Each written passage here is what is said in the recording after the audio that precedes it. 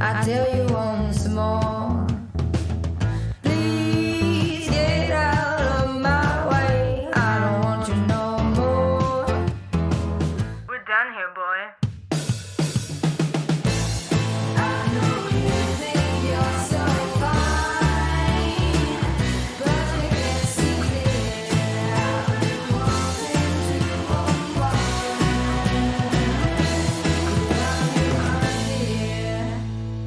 Hello and welcome to Women Leading in Cannabis. I'm your host, Kyra Reed. Thank you for joining us. Our guest today is Amanda-Reiman, founder of Personal Plants. Welcome, Amanda. Thank you so much for having me. I'm so thrilled you are here today. I was telling my producer before you came on that he is in for a real treat. Oh, I hope I can live up to it. Dr. Reiman is the founder of Personal Plants, an online platform that supports and empowers home cultivators and processors of therapeutic plants. She's also vice president of community development for PostCONX, a branded cannabis distribution company that works with sun-grown farmers in the Emerald Triangle. Dr. Reiman is also a board member of the California Cannabis Tourism Association, the Mendocino Cannabis Alliance, the Mendocino County Fire Safe Council, and the Initiative, the first incubator accelerator for women-owned cannabis businesses. After receiving her PhD from UC Berkeley, Dr. Reiman was the Director of Research and Patient Services at Berkeley Patients Group, one of the oldest dispensaries in the country, and the manager of marijuana law and policy for the Drug Policy Alliance, a national nonprofit that was engaged in the drafting and campaigns of legalization initiatives across the country and abroad. She also taught courses on substance abuse treatment and drug policy at UC Berkeley for 10 years and has published several research articles and book chapters on the use of cannabis as a substitute for opiates and the social history of the cannabis movement.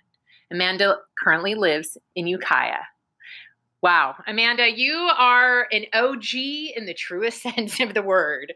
And that bio is too long. You know what? I do usually cut them down, but woman, you have done so much incredible stuff. And I feel like 2 paragraphs barely begins to cover it. Oh, thank you. I really want to hear your cannabis story from the beginning. I mean, I've heard bits and pieces, but I haven't really heard the whole part of how you found your way to cannabis post-doctorate, but pre-legalization. Sure. So, I grew up in the Midwest in the 1990s, very much a prohibition era for cannabis and other drugs. And I discovered cannabis in my early 20s, primarily as an alternative to alcohol. I'm not against alcohol. I love wine, but in terms of like a social lubricant, things that people in their young 20s are looking for in terms of their substances, cannabis was a winner for me over alcohol. From the very first time I used it, and this is before I even knew about our endocannabinoid systems or anything like that, I felt that the plant and I had a special bond and a special relationship. And it was interesting because it wasn't too long after that I was diagnosed with arthritis, which was in my mid-20s, in my feet. And so I was given the choice at that time whether I wanted to start regular steroid injections along with muscle relaxers and painkillers. And I was in my mid-20s and I was a very active person, had always been very athletic. And the idea of starting on that kind of regimen that early in my life really scared me. Luckily, at this time, I was living in California because I had moved out there in 2002 in order to start the PhD program at Berkeley. And I found myself surrounded by the wide, wonderful, unique world of medical cannabis. And back at that time in the early 2000s, the medical cannabis dispensaries that were operating in the San Francisco Bay Area were still very much influenced by the HIV, LGBTQ movement that really spawned the modern day medical cannabis movement. The idea that individuals who had HIV were being largely ignored by the health system. There was a rampant misinformation about HIV. And a lot of this led to the social and community-based use of medical cannabis. The dispensaries at that time were very much modeled after this movement. They were community centers, they were health centers, they offered social support. They were a lot less like Apple stores and a lot more like community rec centers. And as a medical cannabis patient myself, and as someone who was a social worker and who was studying social welfare, it struck me that this was an extremely unique situation. When you look at healthcare in the United States, it is very top down. It is very authoritarian based. There is very little room for community engagement. And the medical cannabis model was really flipping this on its head and was really starting from the patient. It was starting from education and empowerment. And so I decided to write about it for my doctoral dissertation, partially because, I mean, who doesn't want to spend their doctoral dissertation sitting inside dispensaries, getting high and talking to patients? I mean, it was, you know, a dream come true that lovely summer. But also because I knew that due to capitalism in the United States, as medical cannabis grew, we were going to see the models of care start to mimic the way we looked at other medicines, which was Walgreens, CVS, drugstore model, pharmacy model, and that community part could be lost. So in order to document it, because as a researcher, you know, that we're about documentation, I did a study about what patients were getting out of those experiences at dispensaries.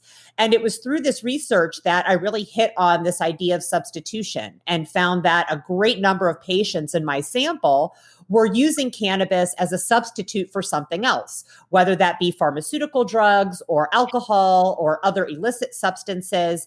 And they were doing it because they were finding greater relief from cannabis, less chance of dependence, fewer negative side effects.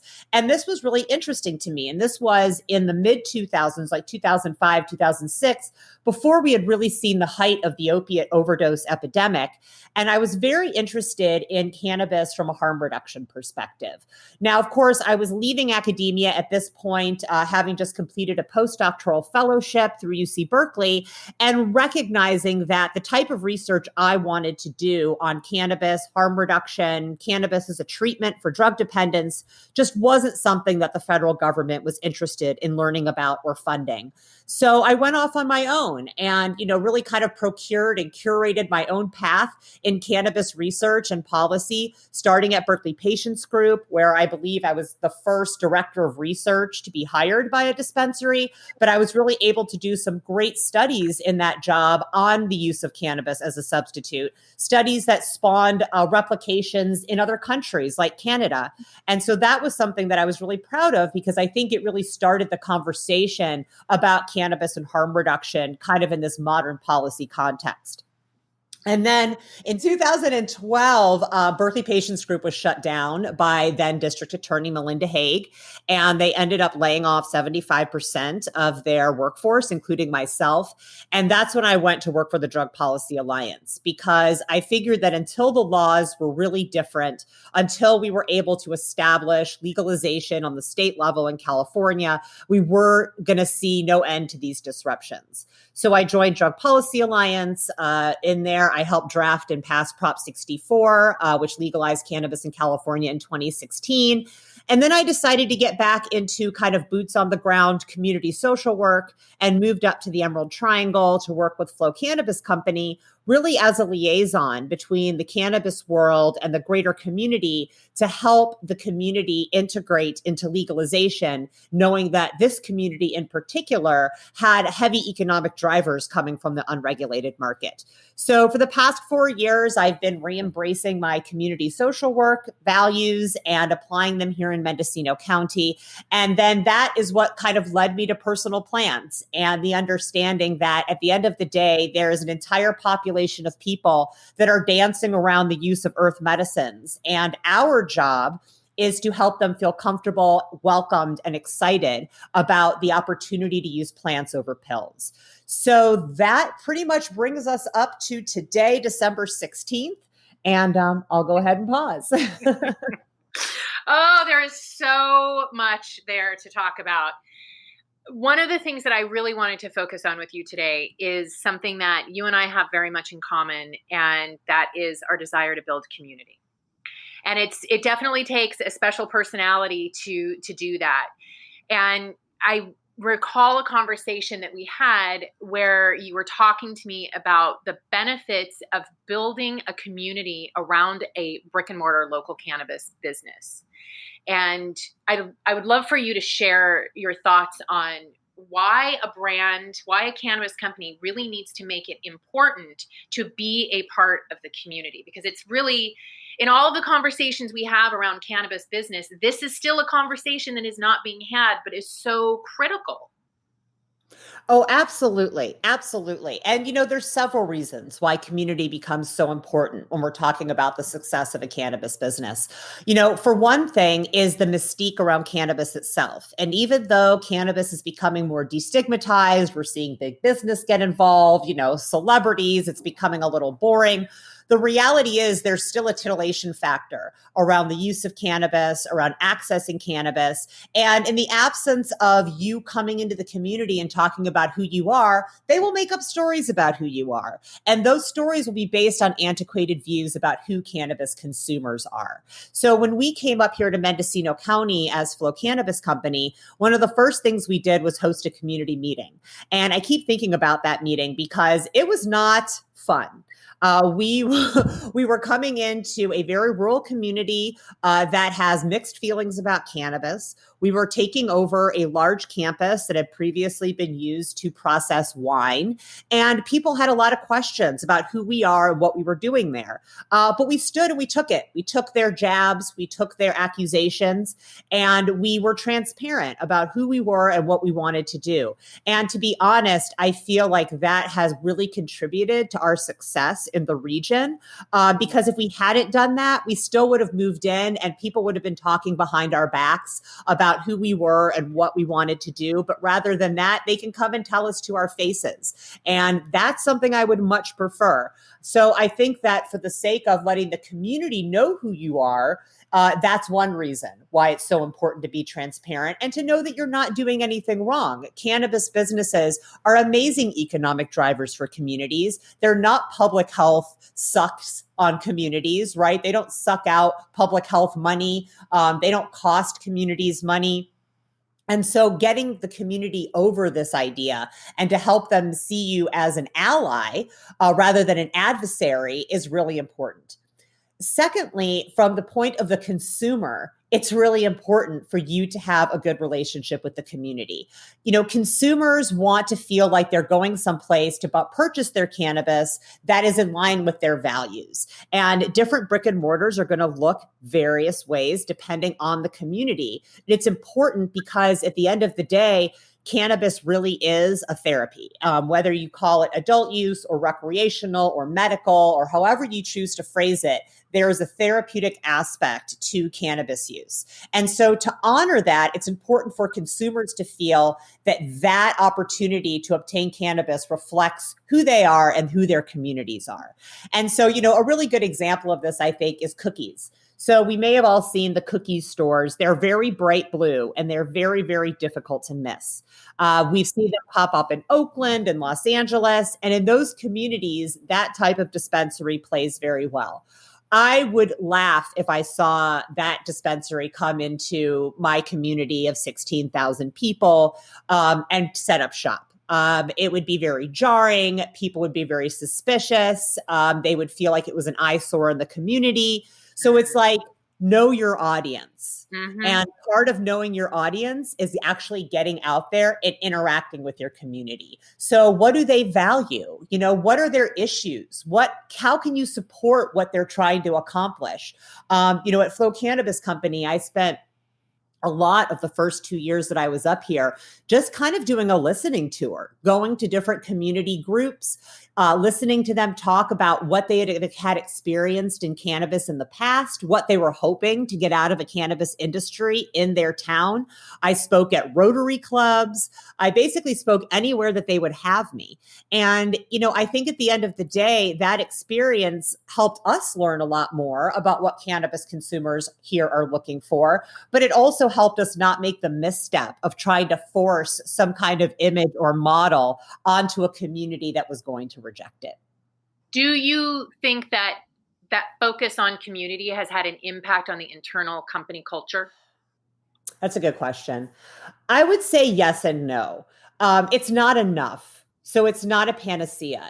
Being involved in the community, when you hire a bunch of local folks, as we have done here, obviously seeing that your company is sponsoring Pride or is sponsoring a food drive or is sponsoring a fundraiser for a domestic violence shelter, you feel pride in that.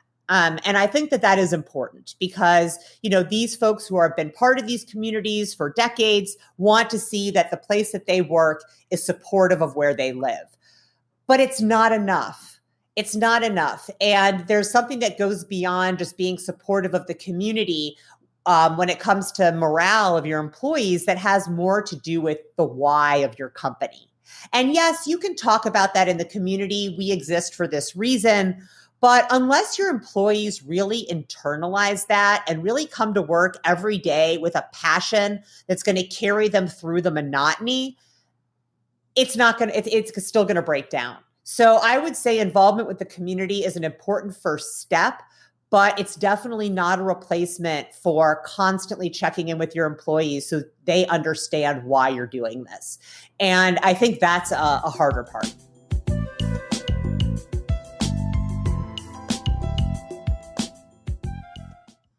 Yeah, these are conversations that I wish most companies would have as part of the consideration in building their infrastructure, is how you kind of weave the two in between external community and internal community, because things are going to change after COVID. And I'm going to be very interested to see the impact that community plays on a local cannabis business or the local cannabis businesses, because, at least in California, I know we're a lot of jurisdictions, we're only at 20% penetration in the number of jurisdictions that allow cannabis businesses. But now that they're seeing the benefit of tax revenue, suddenly we've got a lot more coming on board. So it's about to change the dynamic with everything, and you're going to have a lot of small communities. So I thank you for sharing that information. I want to actually talk a little bit now about personal plants. And you have been doing so much for the community and for companies and for academia. And now you're taking on being a founder yourself. So what has been hard and what has been rewarding about becoming a founder? Oh, wow. I'll start with the rewarding first, because that's definitely what I feel most when I think about what I'm doing. What's been most rewarding for me about this is that it's a personal passion. And, cannabis is a passion of mine, but underneath the cannabis is my passion of self-determination. It's really why I became a social worker. A big part of social work is helping people feel that they have the skills that they need to do what they want in life. And we also know that the systems are acting on them, and we work on those systemic barriers as well. But this idea of giving people the confidence that they have control over their lives is very important for mental health. And one of the things we've seen during COVID is this desire for that control. We've seen it in the form of people growing their own food, making bread. I look at this not only as ways to address boredom, but ways to bring some control back into what you put in your body, what you do with your hands, and what you do with your time. At the same time, I've been growing my own cannabis for over 20 years, and I was doing it in Chicago in, the late 90s in my little apartment in my closet in a refrigerator box with one light. And I was very hard pressed to find valuable information about how to do this, about how to grow cannabis, about how to process cannabis. And even though we've seen the industry evolve leaps and bounds since the late 90s, there's still a big absence when it comes to empowering home cultivators beyond just, hey, dude, you can grow a ton of cannabis with a lot of THC and I'll show you how. Never mind, I won't show you my face, but I'll show you how to do it. And for me, you were talking about access becoming broader as more communities look to cannabis as a revenue generator. And what that says to me is that whether it's small communities in California or entire states like South Dakota, we have a lot of cannabis adopters that are about to come down who really don't have experience and who haven't been part of the culture. And so I feel like it's our responsibility to equip and empower them so that they can be successful in their own earth medicine journeys. So the idea behind Personal Plants is really connecting a very, very easy, almost paint by numbers approach to earth medicine paired with an e-learning platform. So, when you look at subscription food boxes and some of these DIY home healthcare products that we've seen come down, we understand that people have an interest in getting their hands involved in their wellness and in their food. We also understand that people are more likely to adopt behaviors if they have early successes with them. From my research on home cannabis growing, I have found that a main reason people do not pursue it is because they fail. They fail the first time, they feel like it's too difficult, and they don't pick it back up. So with Personal Plants, what we're aiming to do is to give people these kits that make it extremely easy to make a tincture or an infused honey or to grow mushrooms. And each kit has a QR code that you can scan that takes you directly to a class. And that class is going to be a 10-minute short that will show you exactly how to make the product you have in front of you and exactly how to use it. And so the idea is that we're going after the early adopters, the non-adopters of plant medicines, and helping them understand the ease with which they could replace some of their pharmaceutical drugs, whether that be prescription drugs or even over-the-counter drugs like Advil. Making it super easy and fun, I'm hoping that we're going to bring along these not yet adopters into plant medicine, using things like cannabis to get their attention. And what has been hard for you about becoming a founder? The hardest thing is being a woman. No, I'm just kidding. I mean, that goes without saying, but no, I would say that one of the difficult things is that I'm not a business person. So I don't have a business background. I am a nonprofit, academic, NGO type of gal. My work at Flow Cannabis Company, aside from my brief stint at Berkeley Patients Group, is really the first time I've been employed in the private sector, if by a business. So it's been, there's learning that has to go along with that. And, luckily I have an amazing group of advisors. I will mention my entire team is women. All of my advisors, all of the experts that are teaching the classes are all women. And that wasn't on purpose, but I found that as, being a non-business person founder, just kind of putting the energy out there about who wanted to come along on this journey, not really knowing where it was going to lead, I found that women really gravitated towards that.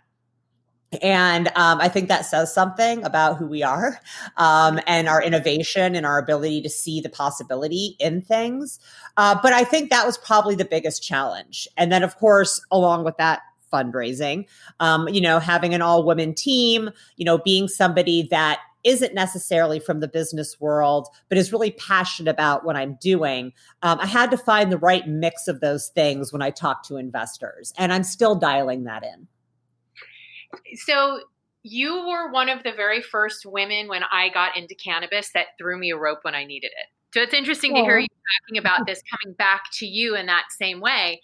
And when you did that for me, it was, I'd been in the industry for a few years, but it was really the beginning of leading the community of women empowered in cannabis. And that was one of the moments that shaped my leadership, because somebody who'd been around a lot longer than me, who had much more experience and many more connections within the industry, you still saw something that I was doing and I asked you for help, and without hesitation, you gave it to me.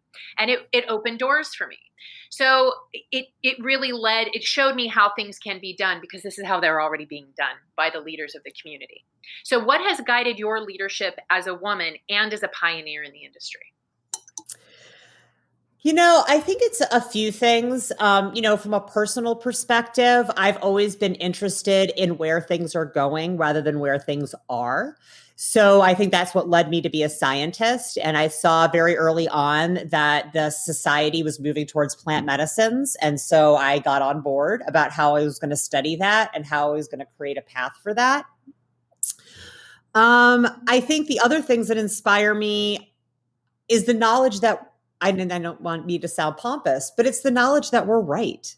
Own it. I mean, I know, you know what I mean? We're right. We're right about plants. We're right about pharmaceuticals. We're right about community. Like, we're on the right side of things. And when you know in your gut that you're right, you're willing to take arrows for it. And I've taken them. You know, I've spoken at conferences like the National Association of Addiction Disorders. You know, they're not too cannabis friendly, those folks.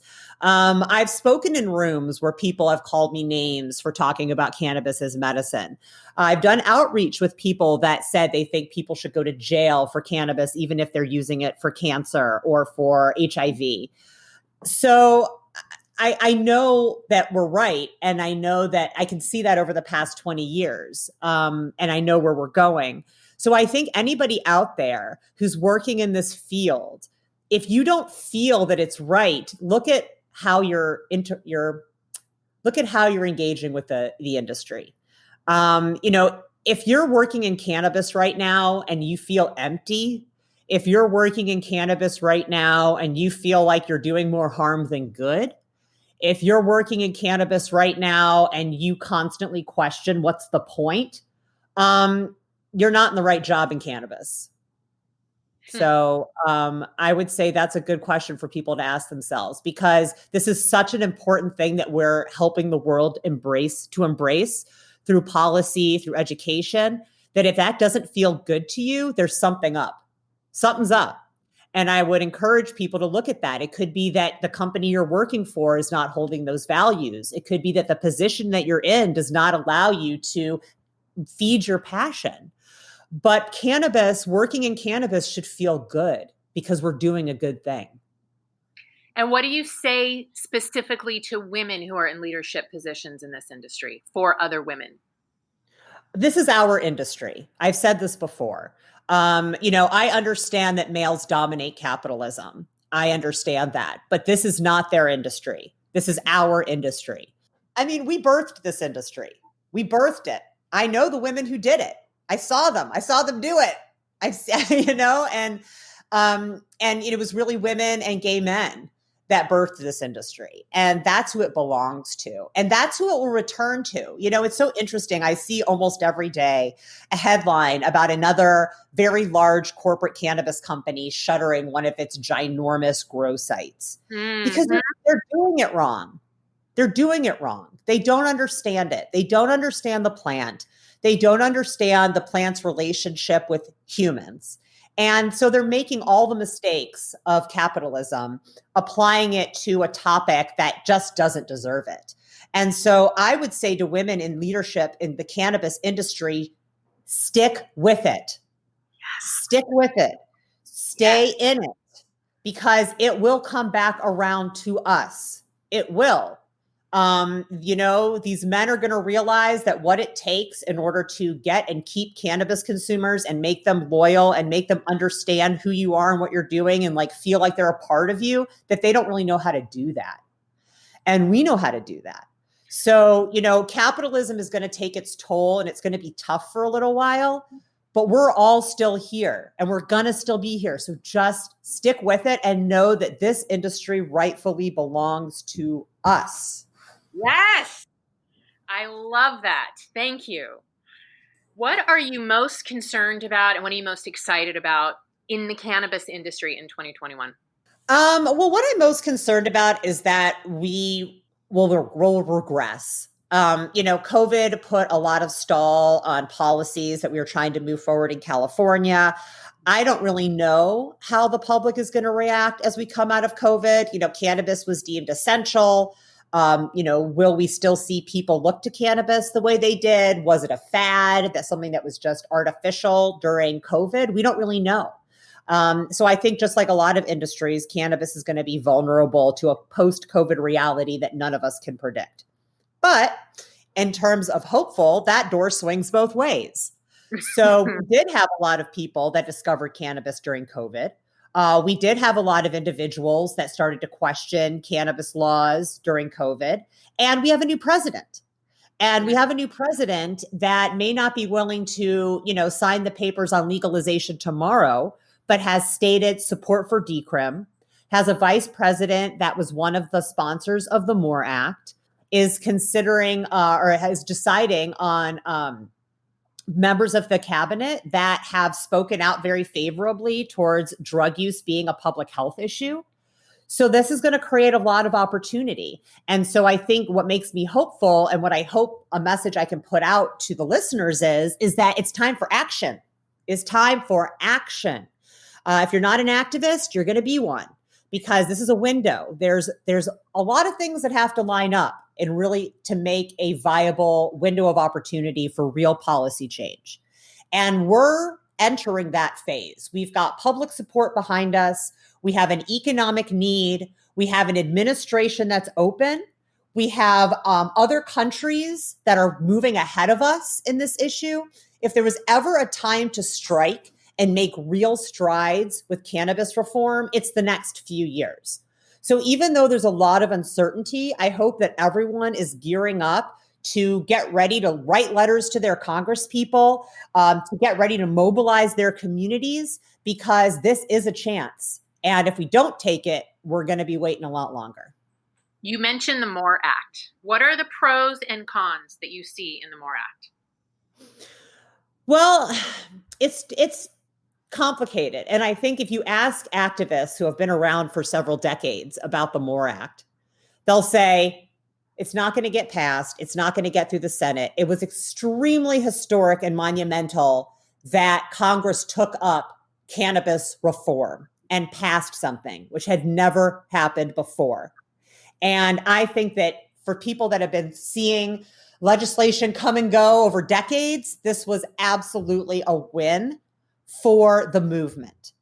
Now, understanding that, we're never going to get what we want out of federal policy right now. There's always going to be compromises that we're not going to want to sit with. This is something we saw in California with Prop 64. So I know that there's a lot of problematic language in the MORE Act, including banning people with drug felonies from participating in the system, opening the door for exports from other countries before it's fully even legal in the United States. Ooh. However, it's a starting point.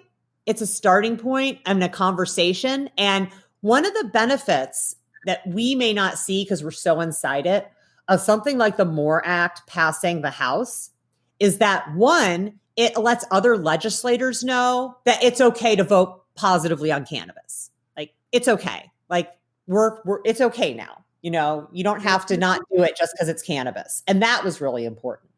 The other thing that's really important is that for all of the millions of people out in the country that neither use cannabis nor are involved in the cannabis industry, and there's a lot of them, they get to see that this is an issue that is moving forward on the federal level and that legislators are feeling okay about it. They don't care about these provisions. They don't care about what's in paragraph 3, section 4 on page 57. The optics of cannabis being an acceptable issue to vote yes on and an acceptable issue to move through Congress is extremely important. And those of us that are on the ground in the activism and in the industry, it's going to be our job to do the education and outreach needed to make sure that we get as many wins as we possibly can in federal legalization, knowing we can't let the perfect be the enemy of the good. For anyone listening who's getting excited about the opportunity to participate in change in the coming year, where do they go for leadership? Where do they go to find who to write letters, what to write letters about, connect with other activists? Where does someone start? Well, there's a lot of activist organizations that have been around a long time that are very easy for folks to subscribe to. NORML, of course, the National Organization for the Reform of Marijuana Laws, which has been around since the 1970s. They have a newsletter that keeps people updated on legislation. Another great resource is the Drug Policy Alliance, which I mentioned, which is drugpolicy.org. You can sign up for alerts, not just on cannabis, but on drug policy and criminal justice reform in general. Tom Angel has a really great newsletter called Marijuana Moment that I subscribe to. That's a daily digest that gives you a breakdown of everything that's happening in advocacy. And so I think those are some really great places to start. Marijuana Policy Project is another group that's been around for a very long time. And then, of course, on the industry side, you have organizations like the National Cannabis Industry Association, All of these groups are going to be working to keep people updated and let them know how they can take action and voice their concerns. Where can people find you and Personal Plants? So Personal Plants is launching at the end of January 2021. The website is mypersonalplants.com. And so when we launch in January, we're going to have a CBD-infused bath salt kit that uses arnica and cardamom and all kinds of delicious herbs and flavors. We're also going to have an oyster mushroom growing kit that's very easy to grow your own oyster mushrooms at home. And we'll be following that up in the spring with some grow your own kits for mushrooms and cannabis. So I really hope that people will check it out and order kits. And if you are thinking that's a bit below your skill level, order one for your mom. What I'm really hoping from Personal Plants is that people will think about others in their life that they really want to turn on to earth medicine and send them the kit knowing that it'll be fun and it'll be easy. So think about people in your life that maybe have been a bit interested in earth medicine, maybe a bit reluctant to jump right into the cannabis pool, and think about Personal Plants as their entree into that world. Amanda, thank you so much for your time. I could seriously sit and talk with you all day. I really appreciate it. Oh, it's my pleasure. Anytime. Ladies, thank you for tuning in. If you haven't yet joined the Women Empowered in Cannabis community, go to our website, womenempoweredInCannabis.com, and find your group. Supply chain, CBD and hemp, and the recently launched Women of Color. WEIC is a community that provides resources, connections, events, and content to women working in cannabis in the US, Canada, and around the world where there's an interest in cannabis legalization.